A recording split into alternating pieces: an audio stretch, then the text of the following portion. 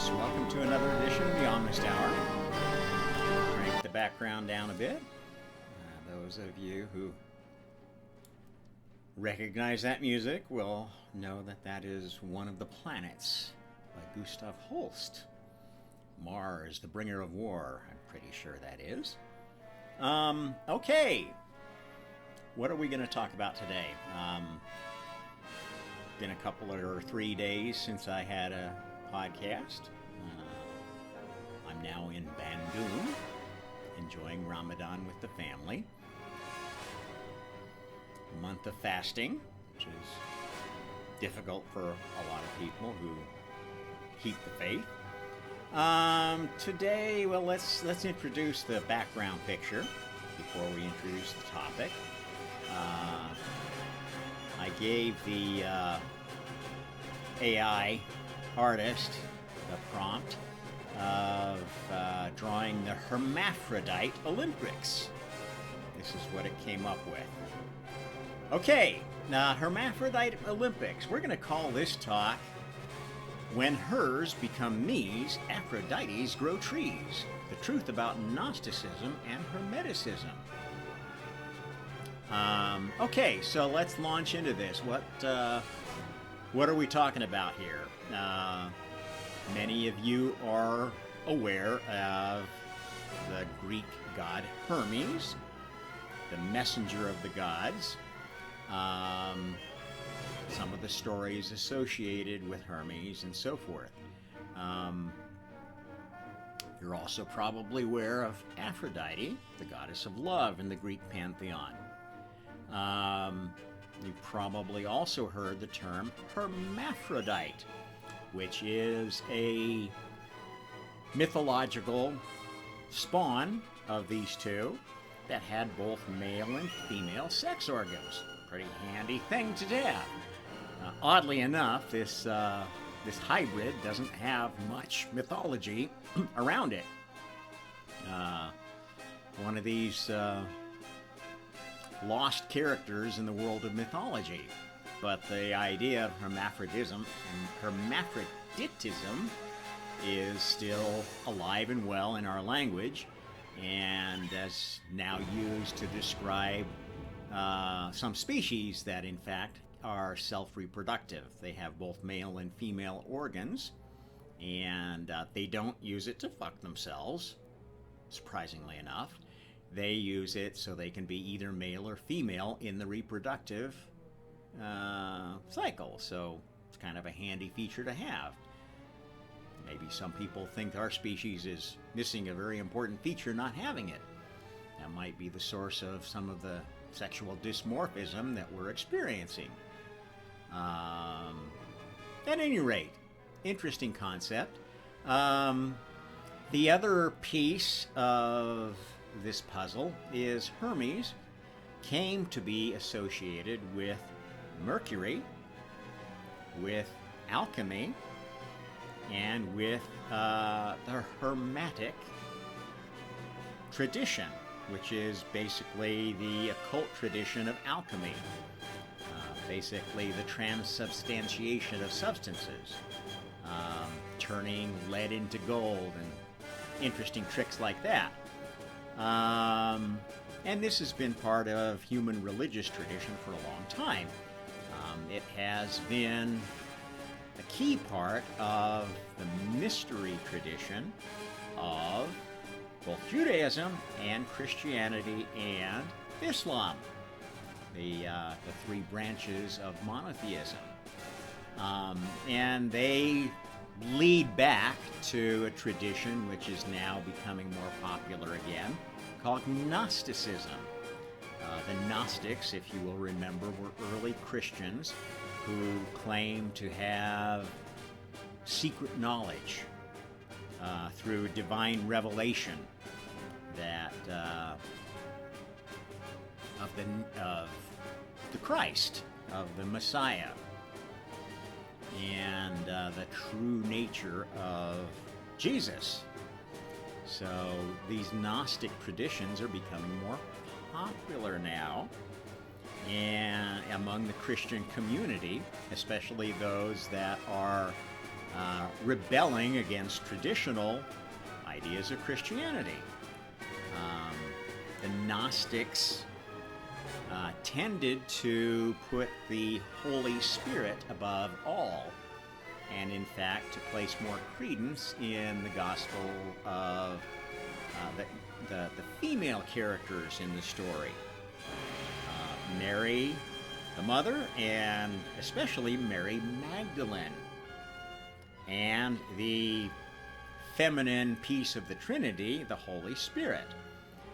If you're familiar with the Christian Trinity, Father, Son, and Holy Spirit doesn't leave any room for a woman. That place gets filled in Catholicism by Mother Mary and fulfills the Trinity, the sexual Trinity, which is a common pattern in mythology, through the birth story of Christ.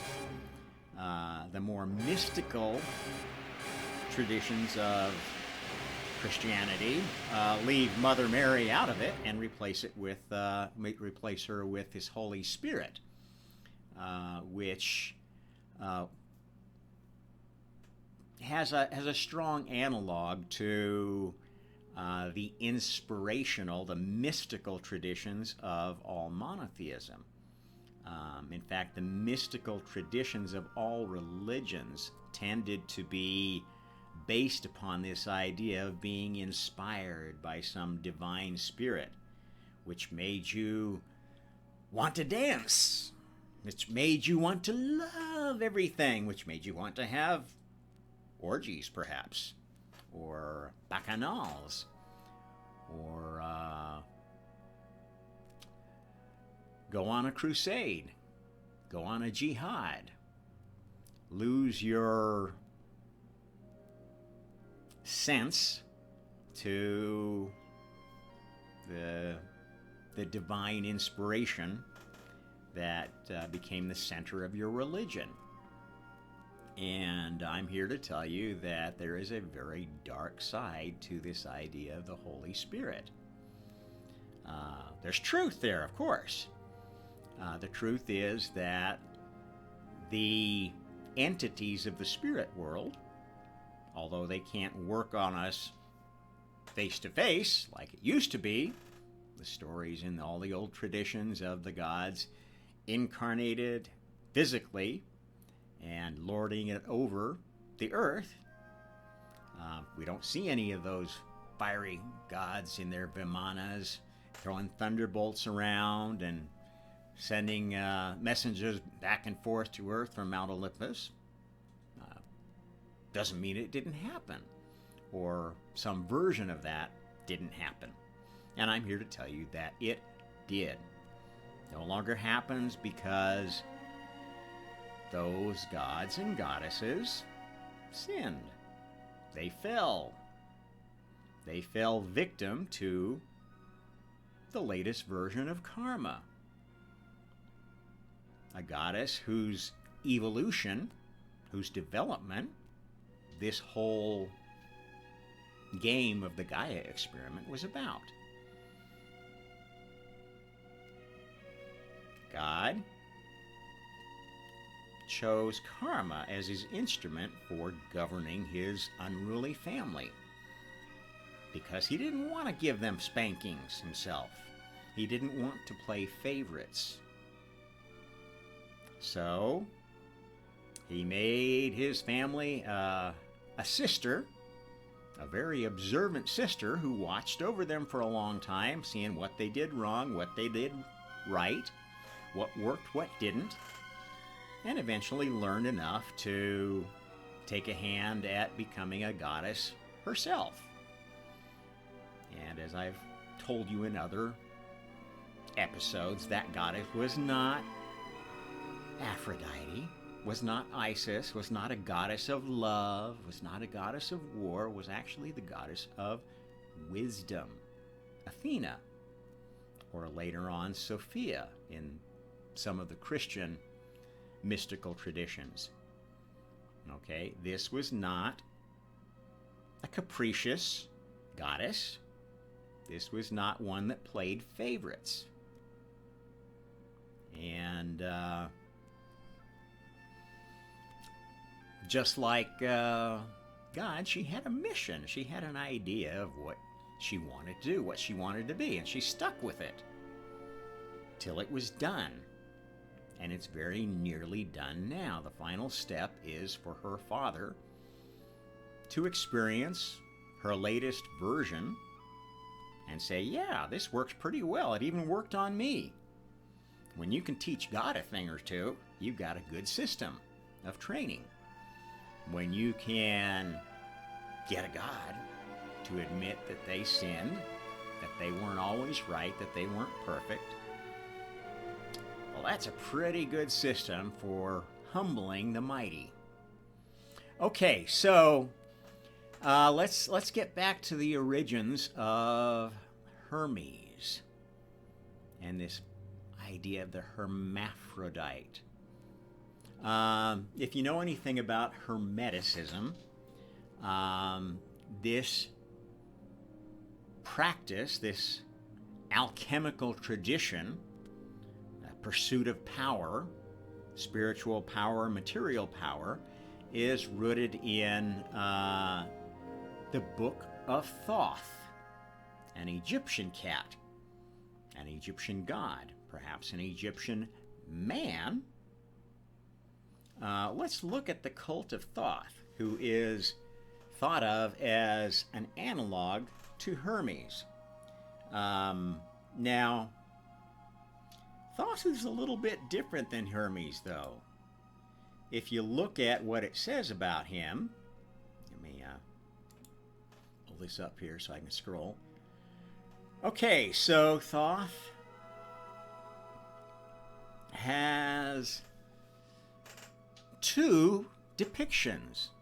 He's depicted as a man with a head of either an ibis or a baboon. Interesting, as a bird or a simian. The bird, the ibis, being a very kind of feminine look for a god, and the baboon being a rather masculine one. He's never shown naked, so we don't know what he really was. Maybe he was hermaphroditic. His feminine counterpart was Seshat, and his wife, so he has a feminine counterpart. Interesting. So this indeed is already harking to the idea of hermaphroditism, combining the male and female into something that has the powers of both. His wife was Ma'at. Now, if you followed my other podcast that mentioned Ma'at, this is the Egyptian version of karma. Maybe we can get it from here. Ma'at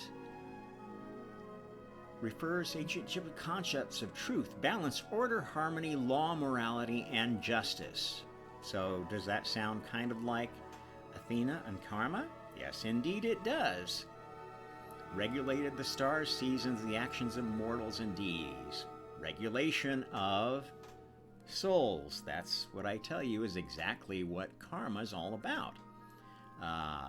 Evolved karma. You don't get to be a good regulator without any experience. Or with experience, being the criminal, as is the case with so many of the regulators of our society right now. You don't put the foxes in charge of the chicken coop, folks. So his wife was Karma, and he was the god of the moon, wisdom, knowledge, writing, hieroglyphs, science, magic, art, and judgment. Okay, well that sounds pretty good. And his Greek equivalent is Hermes.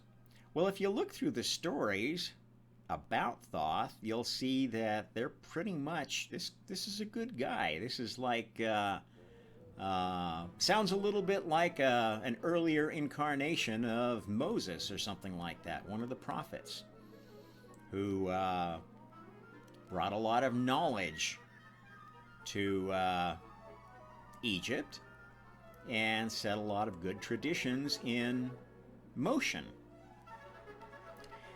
You don't see any of the mention of that occur in the Hermes tradition of sort of a mischievous character, of sort of being, a flawed good guy, which is interesting because the other folks in mythological tradition that are associated with Hermes are much more ambiguous than that. Look at Loki. In the Norse tradition, the Germanic tradition, Loki is indeed a trickster god. Hermes is a trickster too. There are times where he delivers the message, but it is cryptic. This is what happened with the oracles, in fact. Their messages were very cryptic and could be misinterpreted, and sometimes caused the very disaster that those who were seeking the help of the oracle were trying to avert. So, this again points out the fact that this is not God. The Hermetic god, this Hermes Trismegistus, which is part of the Gnostic tradition, those that go in for Gnostic mysticism, especially as it developed in the Middle Ages, trying to find the Philosopher's Stone, trying to find the secret to arcane magic. This is not God. This is the demiurge. In fact, they even admit that they worship the demiurge. They worship Lucifer, not God. They think God is a bad guy. Look at the Old Testament, all the stuff it said about God, punishing people and being such a bad guy and tempting people. That can't be God. God must be Lucifer, the bringer of light.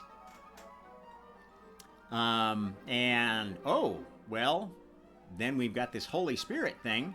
Let's not make God Lucifer. Let's make God the Holy Spirit that inspires me to do things and gives me all these wonderful female feelings of love and oneness and togetherness. And that's where Lilith comes in. Okay, the male and female demiurges are the enemies of creation. They didn't start out that way. Lucifer started out wanting to fulfill God's plan. Lilith was the student of the adversary, wanting to prove that creation didn't work the way God envisioned it. Now, at the point where this latest version of karma started its testing phase, day 7 of creation, God took on reincarnation amnesia, started incarnating just like all of us do, learning through each lifetime a little bit more from a different perspective of a different body, trying to get back to full awareness of his nature, get back to a full awareness of his godhood, and find that what had been accomplished during this final testing of karma was good enough to let karma out of the lab, to have a lab leak of spiritual virus, I guess you'd call karma. It's a way of viewing it.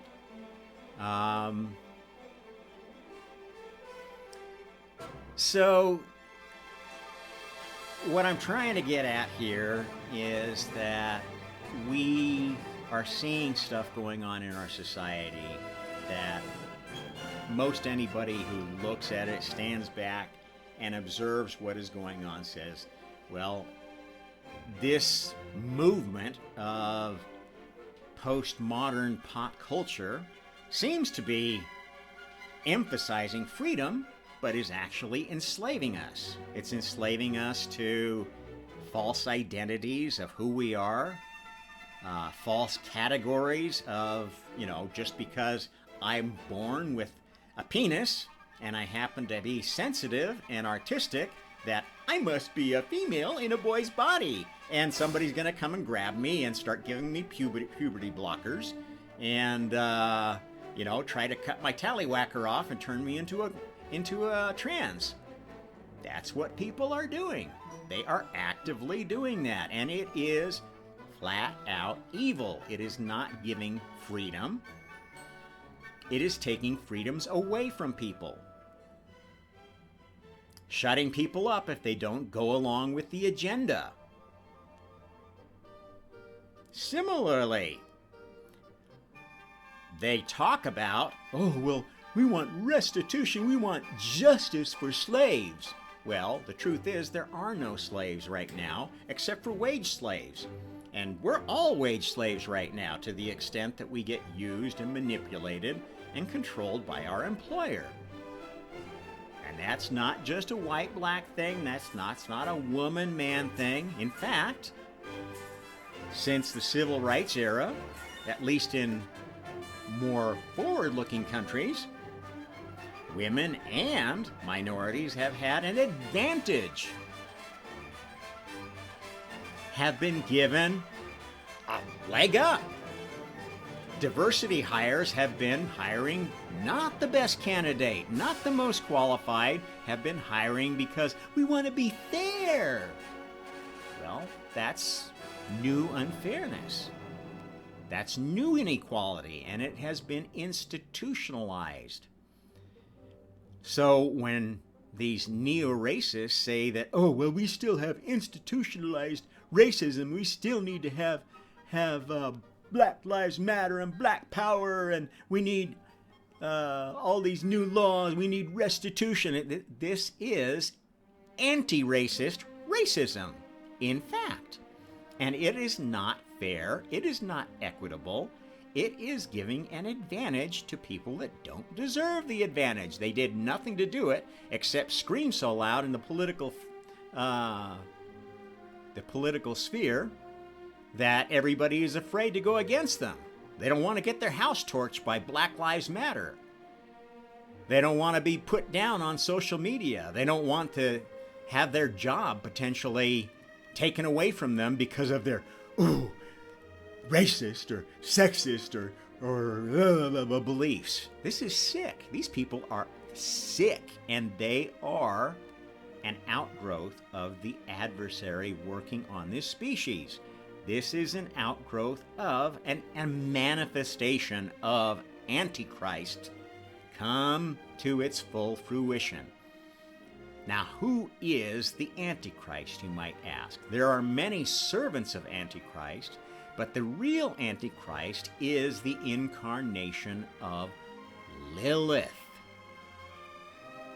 the anti-God manifest.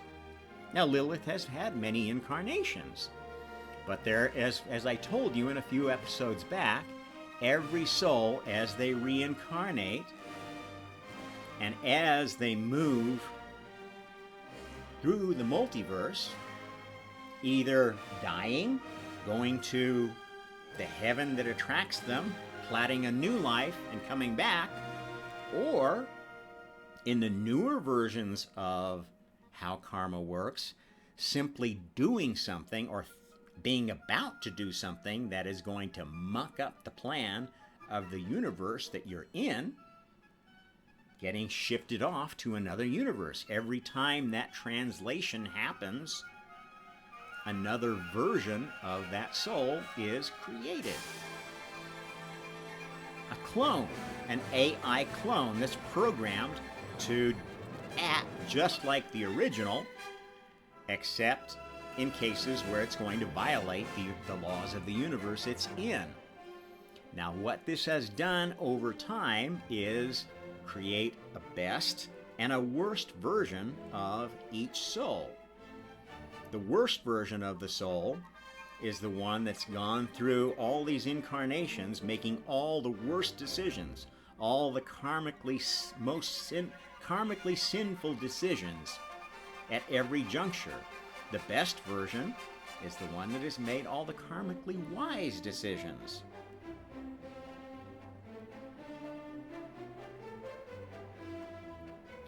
This is complicated by the fact that we have sex. Part of our programming comes from the father and the mother.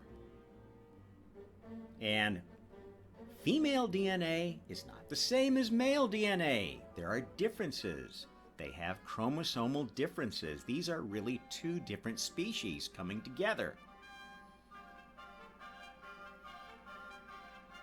every single female comes from the lineage of Lilith.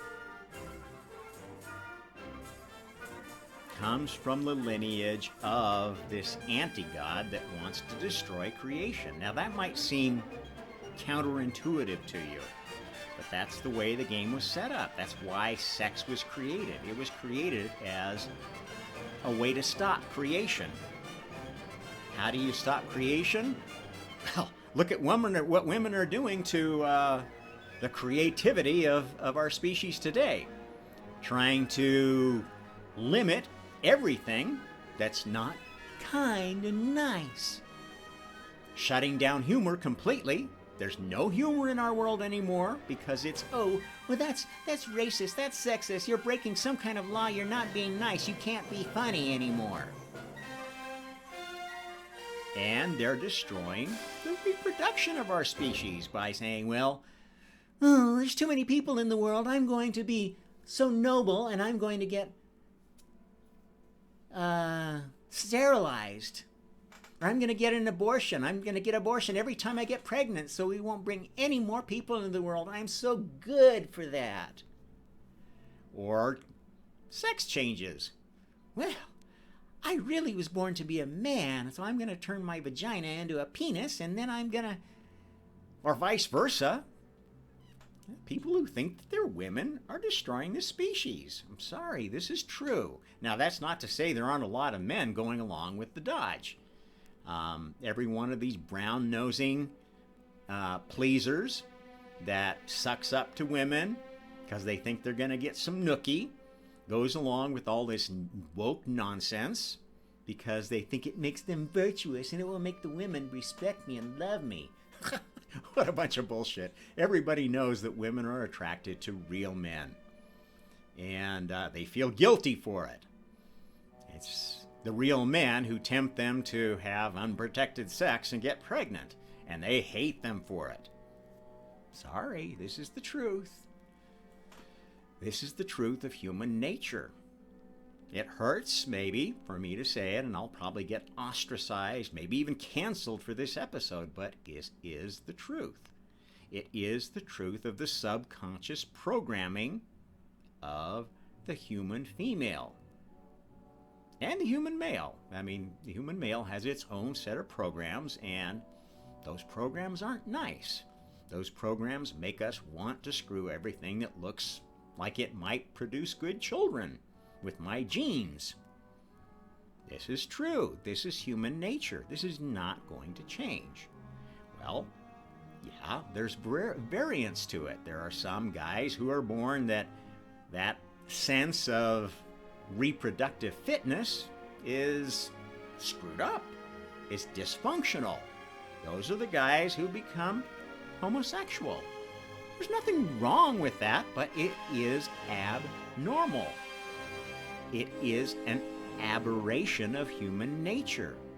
It is an aberration which will remove your genes from the gene pool. Unless you force yourself to have kids. And a lot of homosexual men have gotten married and have had kids. Because the desire to have children is stronger than the desire to have only male partners. Truth. At any rate, one of the things that I really wanted to stress here is if you, in your religious beliefs, are after power, if you're thinking, oh, if I only had this arcane knowledge, if only I knew how to tweak the chat GPT to make a new business model for me and take over the world with my new idea. If you have this power megalomaniac fantasy going in you, okay, this is manifestation of either Lilithian or Luciferian nature. The male demiurge, the female demiurge were not God. They were fallen. They were tempted or volunteered to start physical creation because they really didn't believe God had a plan. They thought they were going to, in Lucifer's case, he thought, well, I'm going to pretend to go along with God, be his volunteer for this experiment, and take it over from the old man, because I'm smarter than he is. Or in Lilith's case, well, I'm just going to oppose at every turn this proof of creation and show that my master Borg was right, that everything should be controlled like a clockwork. Everything should be preordained, pre-selected, pre-decided, just like a materialist scientist would say. If you know exactly what interactions are going on chemically, you can explain everything. You can explain why I was in the mood for a McDonald's Big Mac today, or why I decided not to have one after all. Yes, of course, science can prove that. Bullshit. Bullshit. Sorry, scientists, material scientists, you are idiots. And you're gradually coming to realize that as more people in the scientific world realize the implications of quantum mechanics. That you don't know what's going to happen until you observe it happening. That's when the decision gets made. That's when it's determined which universe that decision happens in. Whether it's the one where you're the observer or the one where maybe an alternate you is the observer and sees something else. This is the nature of reality in the multiverse. And the nature of truth for souls is that if you pursue power, you are going to be tempted and you are going to fall to the dark side. You are going to be tempted to do something evil in the name of good, or you are going to be tempted to do something not nice in the name of selfishness. Okay? Everybody sins. You can't get through an incarnation without karmic sin, without being tempted by something and making bad choices. Everybody does. Everybody always has. Everybody always will. That's why we reincarnate.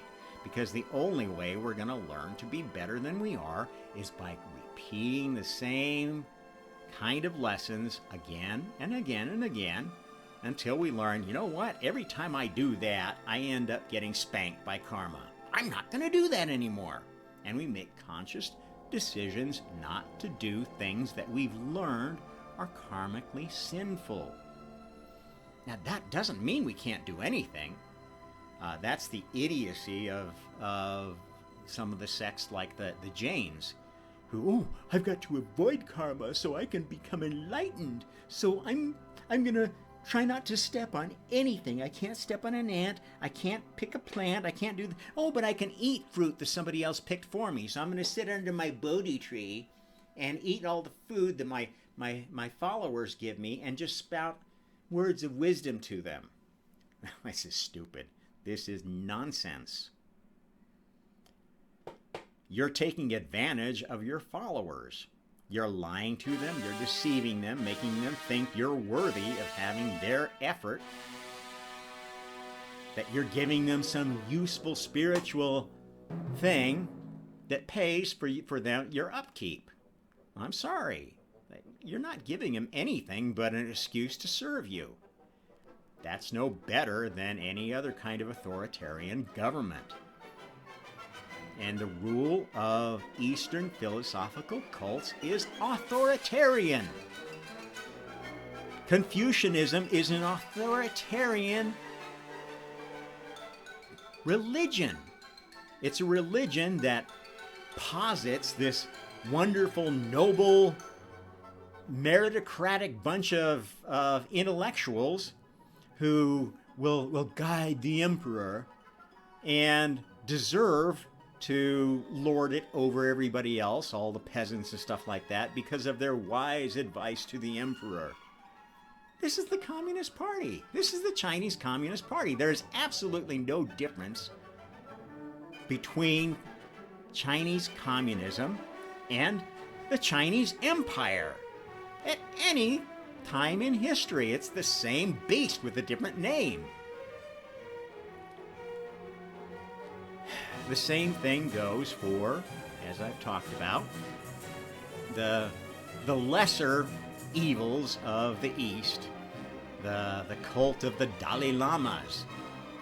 Okay, maybe it's a little bit more noble, but it's basically saying that these Numpty Dumpties who identify each other as the latest incarnation of the Dalai Lama or the Panchen Lama play leapfrog around, claiming elite privilege and the rule over some people for no better reason that they have this secret handshake cult. There's nothing noble about the Dalai Lama. Most of what he spouts is complete and absolute nonsense. And that's why the pop world is lapping it up, because people love to hear nonsense that makes them feel good. Oh, give me some more virtue-signaling num-nums.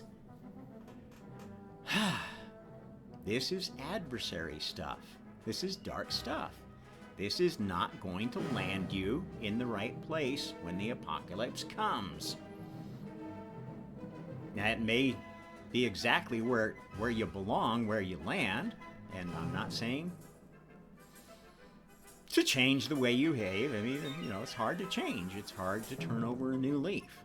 But if you really want to grow and develop spiritually, you've got to change. You've got to question your programming.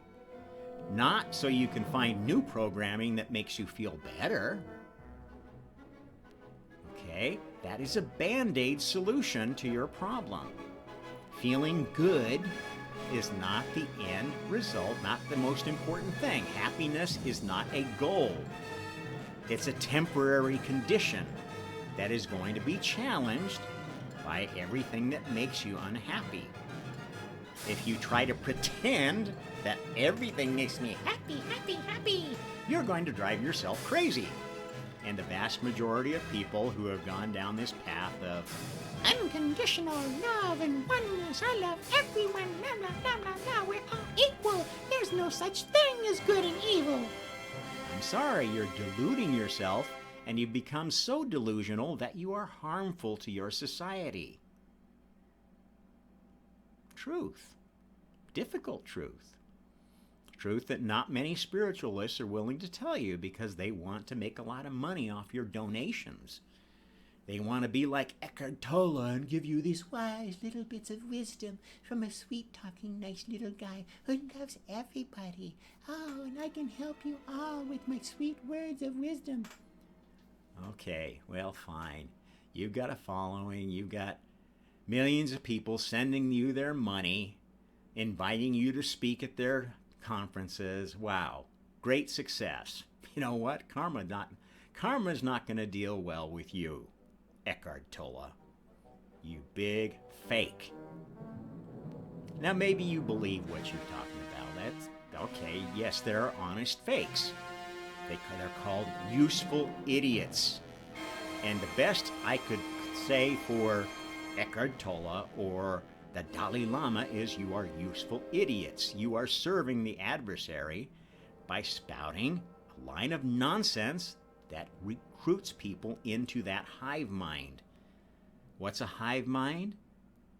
It's a group of souls that allows their thoughts to be programmed by some greater power. Okay? Some Christians belong to a hive mind. Jesus tells me what to do. I just have to listen to Jesus and I know exactly what to do. That's hive mind thinking. That's cult thinking.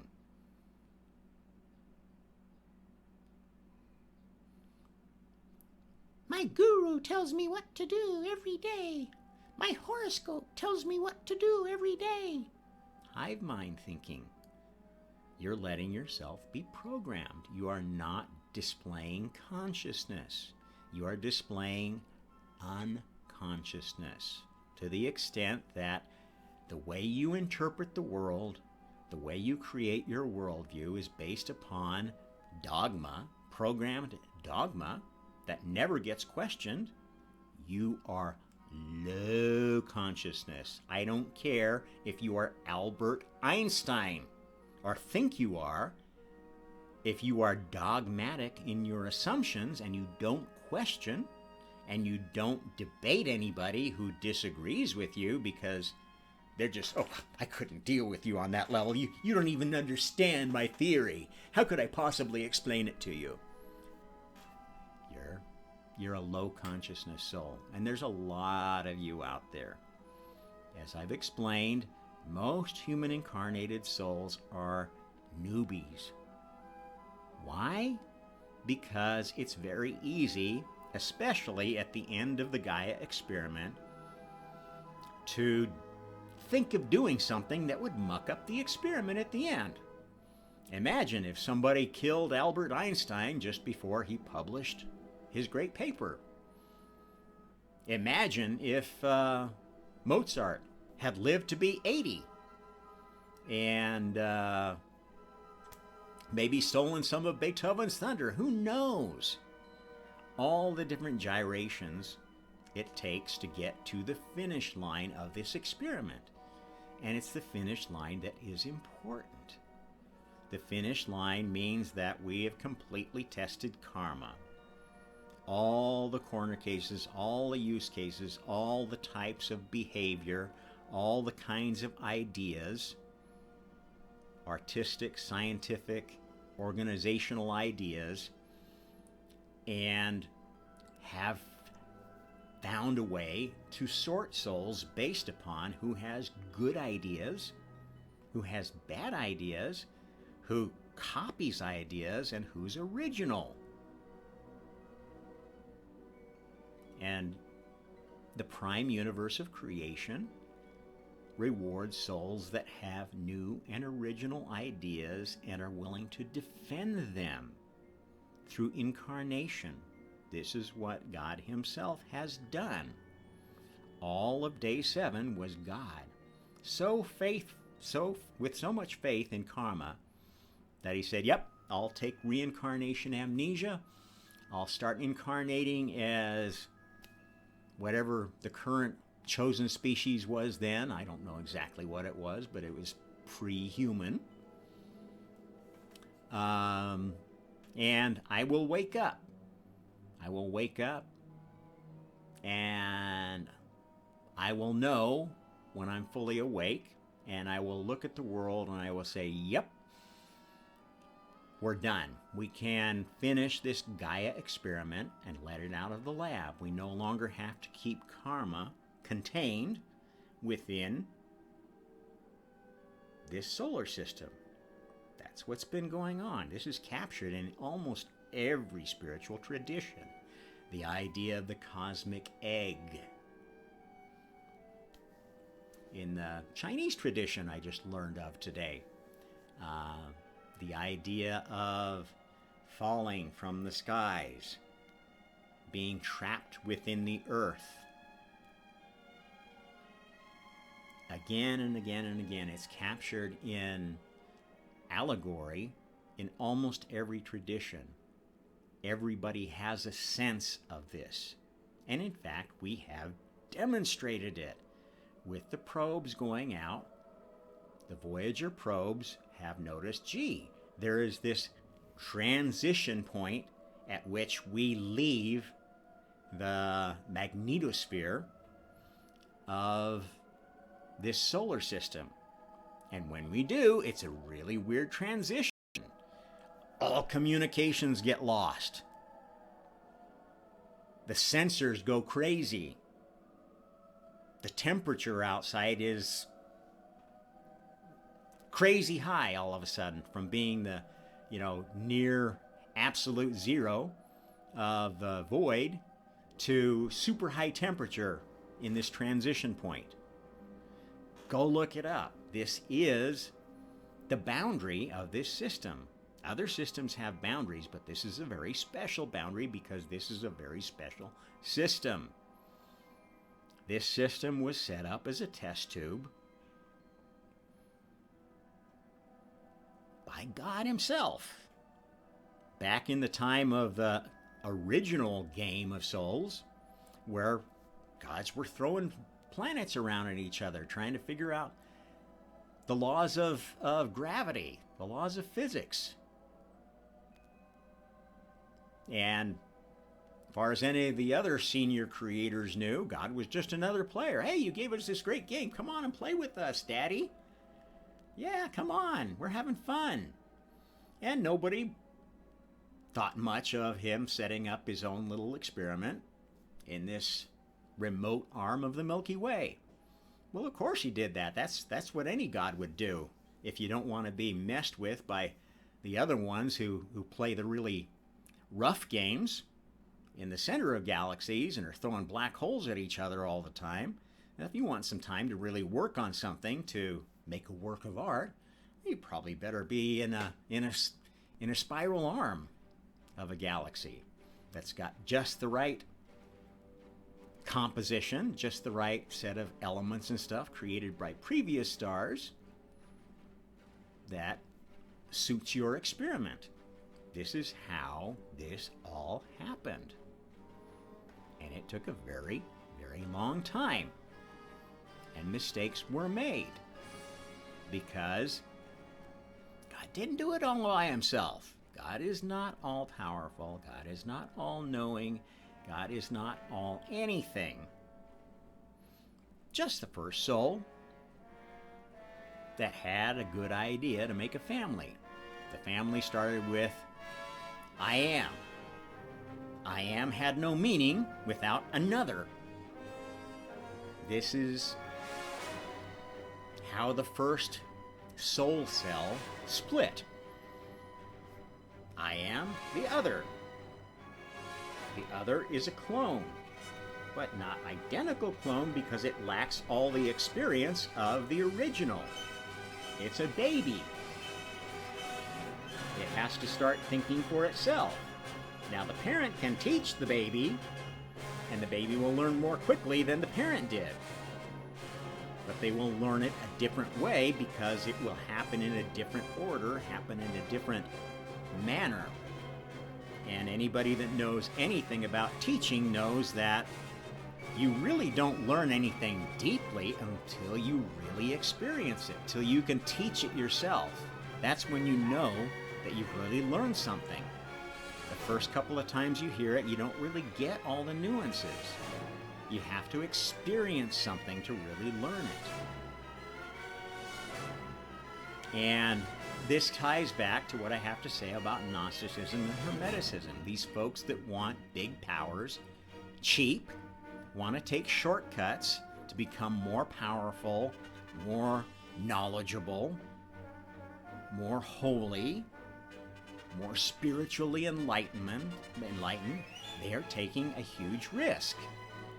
And they are missing steps along the way that are going to make them more likely to be misled by these darker entities, these darker souls who want company in their universe. The darkest version of Lilith, the darkest version of Lucifer, those are really shitty universes to spend an eternity in. Don't follow them. Don't be misled by them. Those are the real demons. Those are the voices that pretend to be the Holy Spirit, but which are demonic, are trying to drag you down, are trying to take your soul. Question them. The servants of God don't give you the answer. They give you little suggestions, little ideas, inspirations. They're the ones that will come to, an Einstein in the middle of the night and show a vision of something that gives them this wonderful idea that solves the problem that's been troubling them for the last dozen weeks. I know I've experienced that personally during my awakening. And that's the way it always worked. Whenever I was puzzling over a difficult problem, I'd run up against a wall. One night, I would have this vision or something happen in the middle of a dream, and the next morning, I know how to solve this. And away I'd run. And everything would be easy for a while on whatever I was working on until I ran up against another complication. And this is the nature of consciousness. We have to challenge ourselves. We have to challenge ourselves to think outside the box. As long as we're thinking in the box, we are thinking from programming. Programming is not necessarily a bad thing. It is absolutely essential to growing up to be a healthy human being. If we didn't have the programming of human nature, we wouldn't have an inherent idea of how to reproduce. We wouldn't have an inherent idea of what a good family is, what a healthy organization is. This is in our species' memory. But we've had generations now of people trying to reprogram that, trying to change that. They don't like human nature. They want humans to be transhumans. And this is dangerous shit. These are people playing with fire. And the force driving them is not God. It is the adversary. The dark gods that want to destroy humanity, that want to make sure that we don't come out of the apocalypse okay. They want us to blow each other up. They want us to destroy each other with viruses or vaccines that have unintended consequences. These folks are either evil or they are being misled by evil, thinking they're doing good. If you support the World Economic Forum's Great Reset agenda, all the bullshit they're talking about the need for depopulation, about the need for extreme climate change actions to basically shut off all fossil fuels, to kill all our cows so they don't fart methane, you're supporting the adversary. They want to kill our species, and they're hell-bent on doing it. And of course, they're at no danger because they think they've got their spaceships and their pods and their escape areas to go to, at least the ones of them who are driving this shit. And then there's all these useful idiots like Greta Thunberg, who, oh, I feel so great. I'm in front of cameras and I'm so popular. Useful idiot, stamped right across her forehead. Should be. Useful idiot. Greta Thunberg. Bill Gates. Useful idiot. I don't think he's stupid. I think he's just horribly misled. I don't know if he sold his soul completely to the hive mind, but he's very far down that road. These are evil people. They are doing evil and they need to be stopped. And they won't be stopped by some miracle. There may be some miracles along the way. Every soul has a part to play in this drama. But I'm telling you that the drama is not about whether the human species survives or not. The human species has fulfilled its purpose in creation. It is a soul vehicle.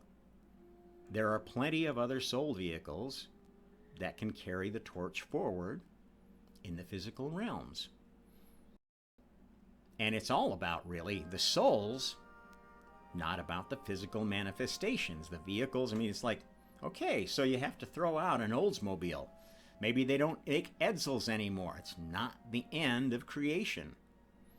Humanity may self-destruct. Who cares? Oh, you care. You care about the children that you were hoping to have and hoping that they had children. Of course, people care. But from a grander scheme of things, you're on your own. If those things are important to you, you're going to have to be the ones that do something about it. God's not going to come down and save your ass. He might if he could, but he can't because he is not all-powerful. He's just waking up like you guys are, and has now woke up and, oh, gosh, you know what? I think things are done here. I better start telling people that the experiment is over. You don't have to keep killing each other. You don't have to keep fighting, except to take these servants of the adversary and get rid of them. Kick him off the planet. Kick him up to their heaven or down to their hell. End their life because they are evil. There's nothing wrong with ending the life of evil people. Anybody that tells you, oh, that would be a sin. We gotta stop the death penalty. We can't have war or anything like that because that's so evil. You are crazy. You are crazy. You are supporting the adversary by advocating nonsense like that. Evil needs to be stopped. Otherwise, it continues to do more evil and grow bigger evil. If Hitler had been sentenced to death when he was writing Mein Kampf instead of let loose after his prison sentence was done, how much evil would have been prevented? If a serial killer is caught after their first kill, or their first few kills, even though somebody's trying to protect them, who's doing evil? That reminds me of this little story I'll tell you. Maybe this will wrap up this particular talk. Last year, maybe it was more than a year ago now, I auditioned for an audiobook on Amazon. I'm a voice artist. I don't do much voice artistry. I think I've been blackballed by the industry, in fact, because I audition for a lot of things, get shortlisted for a lot of things, but, always a bridesmaid and never a bride. I don't ever seem to get cast. Any rate, I auditioned for an audiobook and was chosen. It was an audiobook about a nonfiction book about a very famous serial murderer, John Wayne Gacy. Some of you will have heard that name. This was a serial killer that killed, dozens of young men in the Chicago area. And the truth of his story is not a popular one because this serial killer was gay and preyed on gay men. And was suspected for a long time, but was protected by his activism in a particular political party, the Democrat Party. They covered for him because he was such a wonderful guy, and he's always going and canvassing for us, and he's gay, and it's like wonderful, wonderful, wonderful. And then come to find out that he was murdering people. And he was let off the hook many times because of his standing in the Democrat establishment community. Well, this particular author chose to emphasize that part of the truth, which was not popular. I got cast, I started doing the recording, and then he said, he sent me a message and said, well, I'm sorry, I can't do it anymore. They pulled my book off Amazon. Said that it was plagiaristic or something like that, and they canceled my book. And I'm working through that legal issue, and if I ever get past it, I'll be in contact with you, and then we'll continue to do the audiobook recording, because I really like the way you were reading it and your voice. This is an example, a very specific example of how this hive mind thinking that we've got taking over the world is not bringing freedom. It is not loving and caring and compassionate. It is absolutely the opposite. This is the work of the adversary, the great adversary Lilith, the demoness that has tried to destroy chosen species since this whole experiment began. That's her whole raison d'etre. That's why she invented sex. She thought, oh, it's going to be more difficult for chosen species to reproduce if we force them to have sex. And if that sex has to do with one sex that has my blood line. All females carry the bloodline of Lilith. This is not an insult to females. This doesn't mean you're evil. It just means that you have this seed of the dark one within you. Now, this is a mixed blessing. This is where you get the sense that you might have this infinite knowledge. This is why you see this bright light and you feel this great connection. This is the connection to that lineage of Borg, of the hive mind. And many of you are attracted to that. Oh, if everybody knew everything, we were all connected, wouldn't it be so perfect? Well, okay. That would be the, quote, perfection of a hive species. Now, we know there's hive species. We know still extant. There are ants. There are bees. What you don't know about these hive species, perhaps, is what they behave like when they're challenged by another hive, especially by another kind of ant. I would encourage you to go online, go on YouTube, and look for ant wars. And see if that looks like a future you would want to be part of. They have knockdown, drag out, kill, kill, kill, kill, kill fights that go on until one or the other tribe wipes out all the other's queens. This is how hive minds behave. This is how hive minds behave in the broader galaxy. Hive-minded species that are active in the galaxy are not the good guys. They're the bad guys. They're the destroyers. They pretend to be good. They pretend to be peaceful. They're just biding their time, conquering the minds of other species. And they are hard at work trying to conquer the minds of this species. This is why you have so many people going around like they're in a trance, like they're friggin' zombies. Because they are, essentially. They're completely under the programming of this one or more hive minds. And there are many poles of the hive mind. It's not a right or a left issue. It's not an east or a west issue. It's not a male or female issue. It's not a racial issue. It's about many different hives separating many different tribes that are so motivated by their tribal identity that that becomes the most important thing. It becomes an existential issue for them. The trans activists, it's existential. If you don't accept everything trans, you are evil, you're a bad guy, you must be attacked. This is hive mentality. Feminism, arch-feminism. Everything man is bad. Men are horrible. Abortion activists. Anti-abortion activists. All of these hyperactive poles of human ideology are psyops of hive minds. And all of those lead up to the big hive mind, Borg.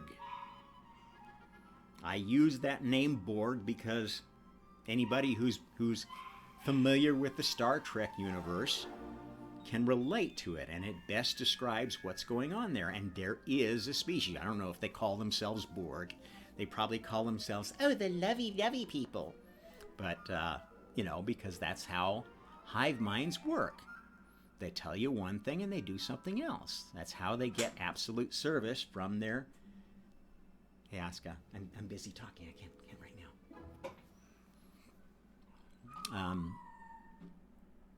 They they can't question their programming. They're too deep into the hive. They're too deeply programmed in one way of thinking. You give them a counter example and they just immediately shut you up and start calling you names. This is hive mind. This is dogma. This is not a rational human being. This is somebody whose brain has been captured and they've been turned into a zombie. Okay, so don't be a zombie. And with that, I think I'll end up this one. Thanks for tuning in to the Omnist Hour. Like, share, subscribe, and we'll be back again soon with another topic. Till then, happy karma.